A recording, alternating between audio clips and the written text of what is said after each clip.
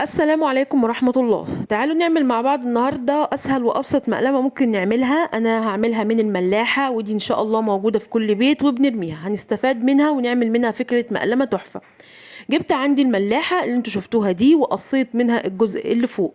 خدت غطاء الملاحة الأول، هبتدي ألزقه وأقفله في الأماكن المفتوحة دي، وبعد كده عملت ثقب في الوسط عشان أدخل منه دلوقتي رباط هنشوفه مع بعض.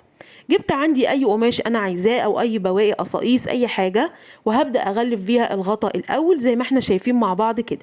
طبعا الفكره للاخر ان شاء الله تعجبكم وتنفذوها، عمليه جدا جدا وببلاش يعتبر. بعد كده بدات اجيب قطعه خيط، ده خيط سلسله او خيط مكرميه، وعديته من الثقب اللي احنا عملناه، وهربط الخيط من الناحيه اللي دخلناها، وبعد كده هلزقه برضو عشان يبقى ثابت معايا كويس جدا.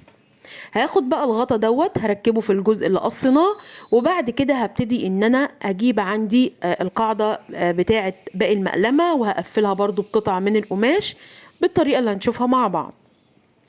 استخدمت هنا طبعا انا هدخل الخيط مع قماش، تختاري الخيط اللي هيناسب القماش بتاعك اللي انت هتركبيه.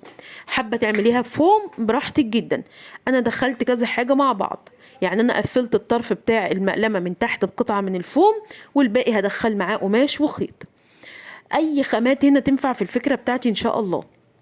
جبت عندي سوستة بطول او دوران الملاحة، بدأت أركب كده الطرف الأولاني، وبعد كده هركب الطرف التاني من السوستة. ونراعي طبعا ما نجيبش أي لزق عند السوستة عشان تبقى معاكم كويسة وما تبص من الشمع. قصيت قطعة قماش بارتفاع ودوران الإزازة، وبدأت إن أنا أثبتها كده جزء جزء، وأهم حاجة نلزقها كويس عشان خاطر تبقى ثابتة معايا وتبقى عملية كمان. قفلت الاطراف بتاعتي، هاجي بقى عند الجزء اللي فوق ده، هبتدي اركب الاول قطعه من نفس القماش، وبعد كده بدات احط كده شريط تركواز، يعني خدت درجه من درجات الورد اللي موجوده في القماش. وحطينا جزء كمان على طرف السوست عشان ما تفكش معايا.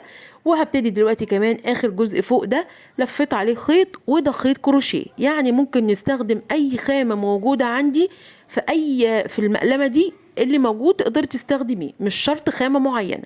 حجمها كبير جدا وتحفة جدا، تنفع اولاد وبنات. اتطلبت مني مقلمة للاولاد ممكن ننفذها بنفس الطريقة، بس بالوان تناسبهم يعني. حاجة سهلة وبسيطة، شايلة كم كبير من الأدوات، وكمان في مكان فاضي. أتمنى تكون عجبتكم، وطبعا مستنية رأيكم في التعليقات. بحبكم في الله، شكرا ليكم، والسلام عليكم ورحمة الله وبركاته.